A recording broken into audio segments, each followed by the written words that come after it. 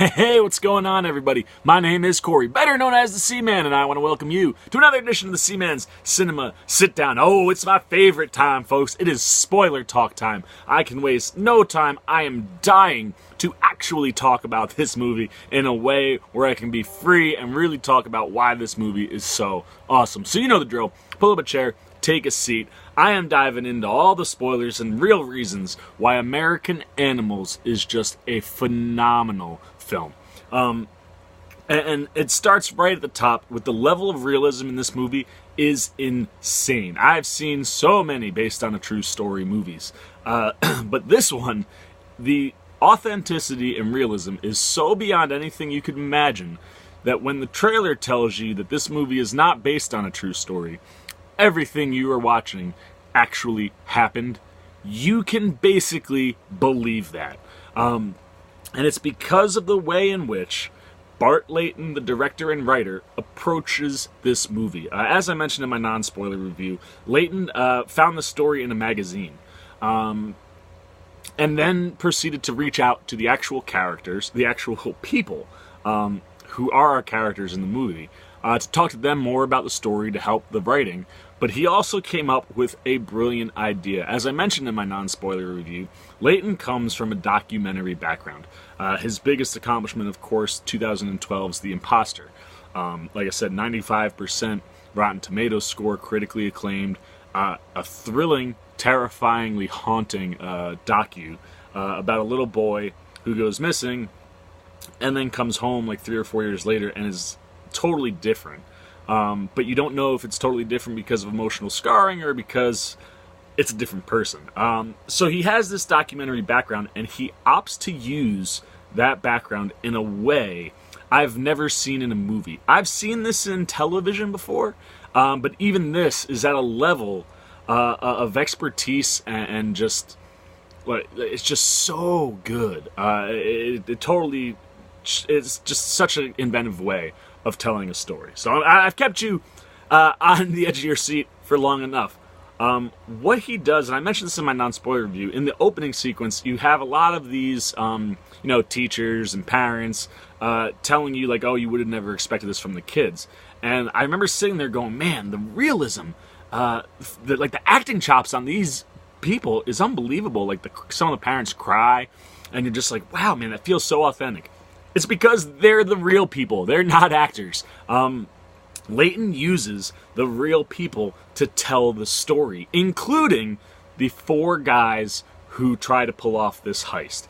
It is beyond fascinating. It's like watching a true life crime show on TV, right? Where you have people who are kind of telling you a story, and then you have reenactments. Only reenactments are the movie, you have movie quality actors and performances and directing, and just everything about it is movie quality, being told in a medium that we're familiar with for like low budget television. And it's fascinating. Like I said, it just brings so much realism to everything that you're watching because the actual guys are telling you what you're seeing on screen. It blew me away. I just sat there, and when it happens, someone's doing a voiceover and you don't know who it is. And then they cut from what you're seeing on screen to the actual Spencer Reinhardt, and it comes up and says, this is the actual Spencer Reinhardt. And then we proceed to meet all 4 of our guys as they tell this story. And that allows Layton to do so many cool things, both from a storytelling perspective and from a technical kind of cinematic perspective. And the first thing that, again, when this happened, this is when I was like, wow, the level of realism is like something I've never seen in a movie before. When one person is telling a story, sometimes if that involves another person, they'll have that person interject and tell their story, and what you just watched on screen physically changes in front of your eyes. The best spot where you see this is Warren and Spencer recalling when Warren and Spencer went to meet with who they thought was the fence. Spencer found some guy online. Turns out he wasn't the fence. He's the connect to get you to the fence, who's actually in the Netherlands. The thing, though, is only Spencer sits back and watches while Warren goes and talks. And Spencer says something like, oh, the guy had he was like a middle-aged dude, kind of good-looking, blue scarf, something like that. And then Warren goes, no, he was an older guy. You know, I don't know, I could be wrong, this could be flip-flop, but essentially, like, then the other guy would go, oh no, he was an older guy, and you see the guy change to an older dude, and they're like, no, and the scarf was purple, and you see it go from, like, blue to pink or purple, or whatever color they say. You actually physically see it change color on screen, and it's fascinating, because it allows the guys to kind of interject occasionally when their stories don't match. And what's really fascinating is, like, after Warren says that, then you hear Spencer talking, goes, well, if that's what Spencer said, then we'll go with that. Almost as if Spencer's like, well, we got to tell this story, so let's choose that so that we know where to go, where to have the movie move from. Fascinating. He does it a couple times where you have altering opinions on a story, and you see both versions. But then there's a second time, a second way in which he does this. He doesn't just do it where you tell the story twice and you see things change. He also does this thing where one story is being told, and all of a sudden, I'm pretty sure it was Evan Peters, breaks from acting, turns, looks at the camera and goes, are you sure? I don't remember it that way. And then, like, the real Warren comes in and talks, and they actually use them sometimes in the scene. Like, the actual Warren or Spencer will pop up and talk and interact with the actors. It's wild. And like I said, it just brings so much more authenticity, because no one's memory is well, okay, some people might have perfect memories, but most of us don't have perfect memories. And a lot of times stories can be different depending on who's telling it. And to tell the movie and show that like that, again, just adds a level of realism that there are different versions of this story based on who you talk to. And even Spencer says, honestly, I don't even know if everything I'm telling you is my own memory or Warren's. Because Warren has this way of being able to spin and tell everything that you can't always, like, the guys, all of them kind of go, I don't remember if that was what happened or if it was just what Warren told us happened. And that plays into something later in the movie that we'll touch on in a little bit. The other thing I love, which I already mentioned, was using the parents and actual teachers, and having them be first. Having them be first, it catches you off guard, because you don't know that these people can't be actors. You know, they could just be, like, you know, no-name actors, or those typical kind of just like, hey, we need extras, you know, that get speaking lines occasionally, the people you're not used to seeing. You're just assuming that you're watching a movie. You don't know that this is about to be a real-life story told by the actual people. So getting to see them first, again, made you go, wow, man, like, this acting, this is so believable, it's so real. And then you understand why it's so believable and so real. Because it's actually what's being told.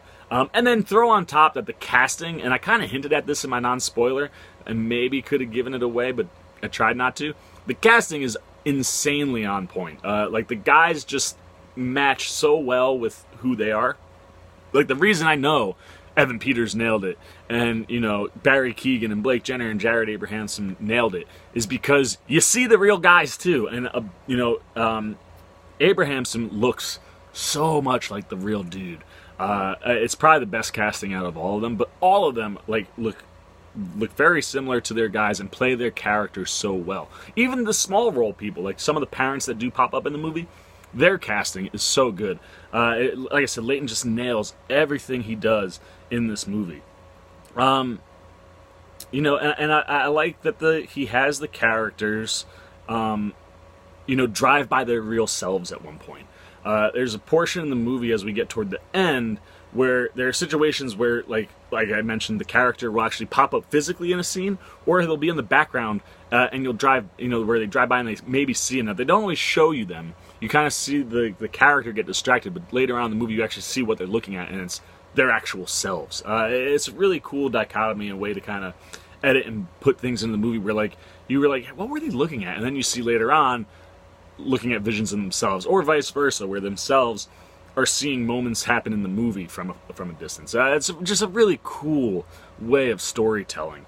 You know, I love how each, and then, like I said, the ending of the movie, without getting to the big twist yet, the way the actual movie itself ends plays into that thing where they see each other, where it's like each guy is having their own conversation. The conversation ends and they just get up and walk out. And, like, if it was a doc, right, the camera would be here, you'd walk out and they're off screen. But then the camera, after they walk off, camera turns and follows them. And it's almost like you're now putting them in the movie, and those are the scenes where they see themselves. And that's such a cool trick. Like, I remember sitting there going, wow, man, it's like he just made the actual people become characters in the non-fictional version of the movie they just made. Right, I was gonna say fictional because it's but the movie version. It's nonfiction, clearly. But like it's such a cool way to interject them into the movie, and then when they see themselves there, it somehow makes sense. Just really, really cool. And like I said, overall it's just some of the most inventive storytelling I've ever seen, especially for a true life story. That was the big one. I've been waiting to get that off my chest for a while. Just talk and praise Bart Layton for just coming up with this idea of using his documentary background to make a theatrical film and give it to you in a way where it feels almost like a mini doc. It really, really fascinating. Now, since this is a spoiler review, we'll also talk about some of my favorite scenes. And as I mentioned in my non-spoiler, the three things that hit me most, although in the non-spoiler I probably only said two, is the scene where Warren is telling everybody the plan with Spencer, which I love that scene. And then it's two heists. That's why the opening to the movie is so good, because the first heist, when they get there, Warren goes upstairs and it's supposed to be empty, and there's like a room full of people in there with the librarian, and he bails. And they have to go back and do it a second time. And the second time they choose not to use costumes. Why that suddenly becomes a good... Right? It's almost like they were like, yeah, we drew too much attention, but now you're just going to have your actual faces out there. So there are basically two heists and that opening. I love, I just love that Warren telling the plan scene. Evan Peters just nails that so much so, like in my non-spoiler, as I said, you almost literally start to get persuaded into like, this is actually a good idea. Because for a long period of time in the movie, you're kind of siding with the guys who are saying this is a bad idea, because it really is a bad idea. But when Warren tells it, man, he's so enthusiastic about it, you're just like, yeah, I could get behind this. And I love watching his vision of what he sees, like how he sees it going, how easy it seemed like this should be. And that you watch the flawless version of the heist while he's describing what they're going to do. And it's just the swagger and coolness in his face and the way his hair is slicked back and they do everything. It's so brilliant, man. They just make it look so easy. And I love how fun that scene is, because the two versions of the actual heist, a lot less fun for these guys. The first heist, like I said, it makes the opening better because it's that foreshadowing to something, but the fact that it's not the real heist, it makes it more clever because you're not really giving anything away to the major ending of the story. You just, instead you get something that's kind of gets you excited, like seeing them like briefly get ready. When that actual scene starts happening in the movie, you're like, oh yeah, man, here we go, the heist. And their makeup is pretty legit too, man. They pull off four fairly decent looking old dudes. They just stand out like a sore thumb. And again, even in this sequence, the level of tension and the level of nervousness that Peters and all of the guys are going through, Keegan and Jenner and Abrahamson, you can physically see how nervous all of them are, that when Peters calls it and bails because there's so many people in the room, everyone kind of is like relieved, like, okay, we don't have to do this now. So much so that Spencer tries to get out of it completely because he thinks it's a dumb idea and they'll get caught. He's like, look, we tried once, it failed. Hey, we tried. And this is where Peters is just so good. I gotta pull it up in my notes, but he drops a couple lines on Spencer that are just like, you sit there and you go, wow, like I would believe everything this dude is saying. And the first one is he's talking to when he's talking to Eric. That's a really fun scene because he's like, you're either in or you're out. Like, this is your red or blue pill moment, Eric. Like, you gotta pick one. And you hear that and you're like, man, wow. Like, if someone said that to me, I'd be like, all right, yeah, no, I'm in. Like, I don't want to pick the wrong. Like, I'm gonna do this. But then the other one that I really love is when he's talking to Spencer, and he literally goes to Spencer. He's like, aren't you like curious to know what would happen in real life if we tried this? Like, we laid out this plan and we tried, and okay, it didn't work the way we thought it was gonna work, but don't you want to know like what actually happens like in real life? And it's just the way he delivers it, you're like, yeah, man, I totally believe you. I love that you get that version, and then you see how nervous he actually is with all these guys, even with all these guys. And there is that relief that he's able to pull them all back in. He's like, no, we're gonna do this. I said we were gonna do this. We're gonna do this. Even when they back out, he finds another way to pull them all back in. And then the second heist is just it's not fun for them, but so much fun to watch, because naturally,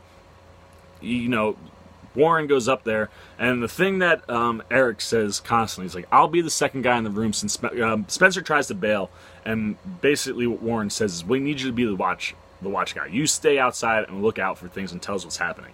To which Spencer is like, okay, that's how he'll stay in the plan. So now Eric has to come upstairs, and he doesn't want anything to do with disabling the librarian. That's the thing he's worried the most about. I'm pretty sure he always thought Warren was going to kill her. And Warren's like, I have a stun gun. And he comes up and, when he tells Eric's like, this all needs to be done before I come upstairs. And everything goes sideways immediately for Warren. He has an electric stunner. I don't know, a taser, and the taser doesn't work. It doesn't knock her out. So then she's struggling, and he's physically having to pin her while Eric comes up and sees all this happening. He is mortified and terrified. He goes white as a ghost immediately. And Warren is like, would you help me? And he's like, I'm not supposed to touch her. He's like, no, help me lock her up. And from this point on, everything goes crazy. And it's that buildup of confidence to the uneasiness as things are starting to not go the way that Warren wants in the first heist, and then even in the second heist. So much so that slow build reaches its boiling point when Eric shows up, and he just goes off the rails and starts freaking. He's like, once they get her subdued, he kind of calms back down and things start working. But then they realize how heavy the books are. Eric's like, look, 3 of these is good. And he's like, no, we're supposed to take all of them. He's like, dude, we're not going to be able to carry them. Grab as many of the little books as we can get. And finally, at that point, you almost think that they're going to get away with it. All they got to do is get to the basement. They made it to the elevator. And Eric hits 1 instead of the basement. So they come to the bottom of the elevator, and the doors open. And all the people can see them holding the books in this red satin sheet. And then it closes, and they go to the basement where there's no exit. When Warren tells the plan, he's like, all we got to do is just get to the elevator. The elevator goes to a basement that has an exit to the street, and we're out of there, in and out, no problems. There's no exit, so they have to go back up. At this point, the books are so heavy they drop them, and Eric's like, we just have to leave them, just go.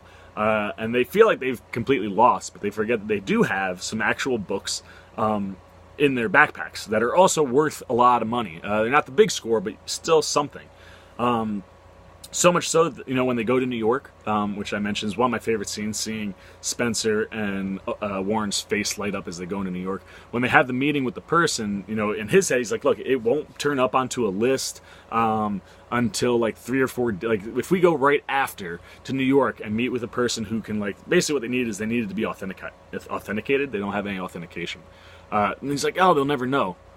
Well, when everything goes sideways, it ends up being on the news. So naturally, the woman knows, and it kind of spooks him to the point where he holds onto it, and they don't do anything. And then that night, they end up all getting arrested. One, because they weren't in costume this time; all their faces were visible. It was really easy to track them. And I love that whole scene, man, because even the prep work, they have different license plates, and everything seems so good the first heist that when you get to the second heist, they're not even thinking clearly or smartly, that everything goes haywire.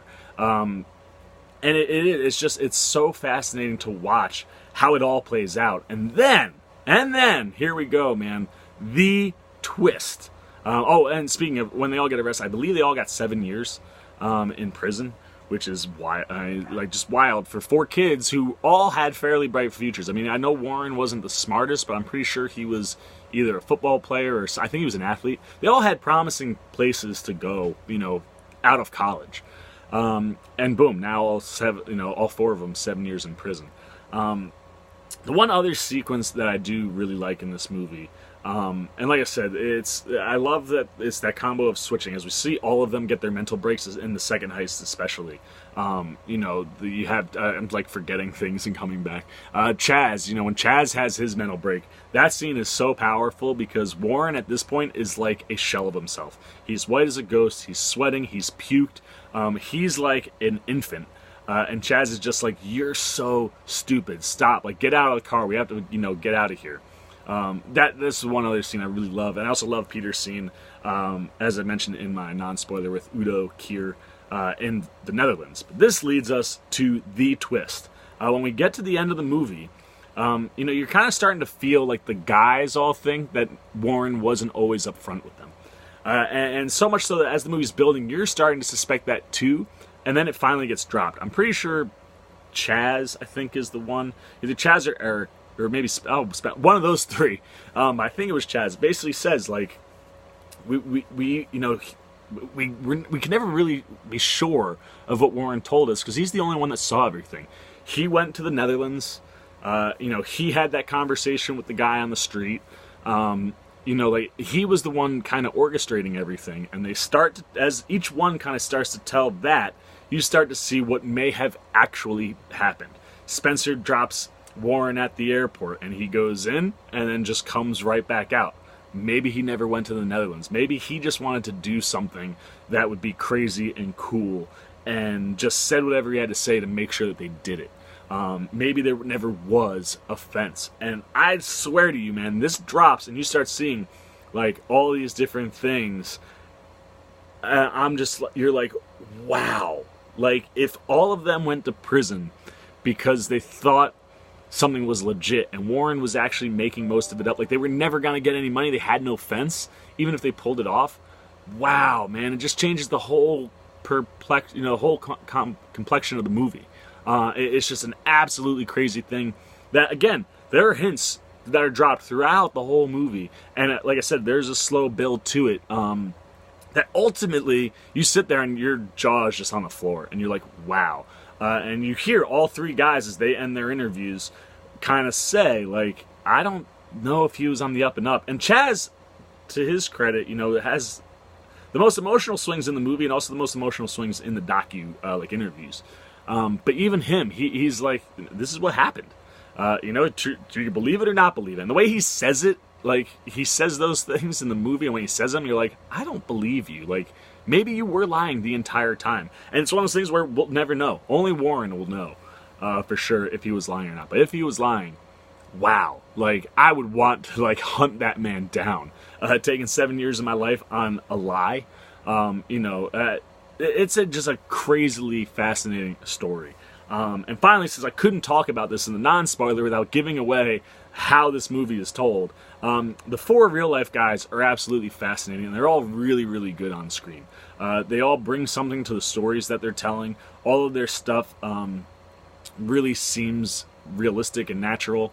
And they bring a lot of the natural humor themselves. Warren specifically. Most of this movie, like I said, he takes a crazy emotional journey the way Evan Peters does as the character, where a lot of the time he's kind of joking around like, oh, this is fun, and he's the lightest of all four guys.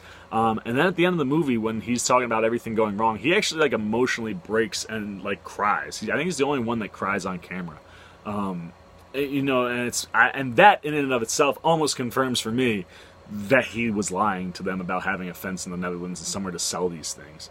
But all four of them do a really good job on camera. And like I said, the way it ends, I love seeing how they go from like being hopeful, even when they're telling the story, you can see the hope in all of them, to just the devastation of like what ultimately this led to for their lives when all of them should have ended up, probably working good jobs and family, a regular solid life.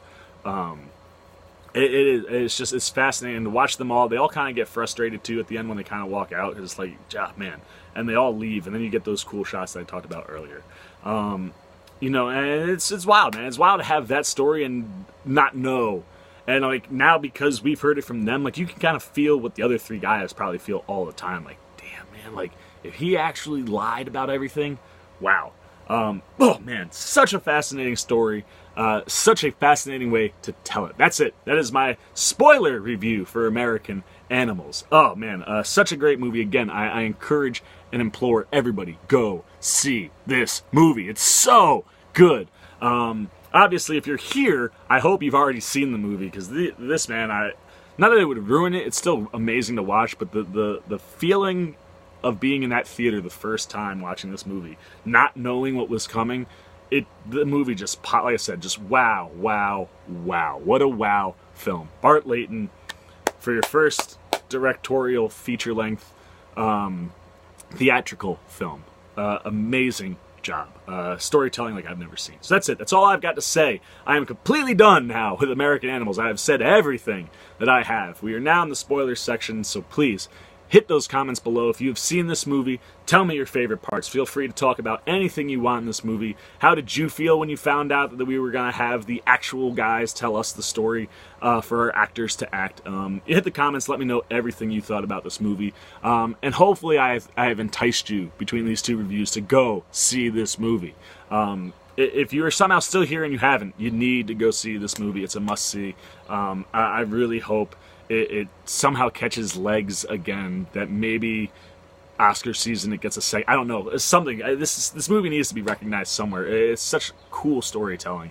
I really, really enjoyed it. So please hit the comments. Let me know everything you thought. As always, if you liked this video, please give me a thumbs up. I love seeing those. And if you're new here, hit that subscribe button and little bell. You get alerts every time I make a new video. For the Seaman Cinema Sit Down, I am the Seaman. I am signing off. Peace!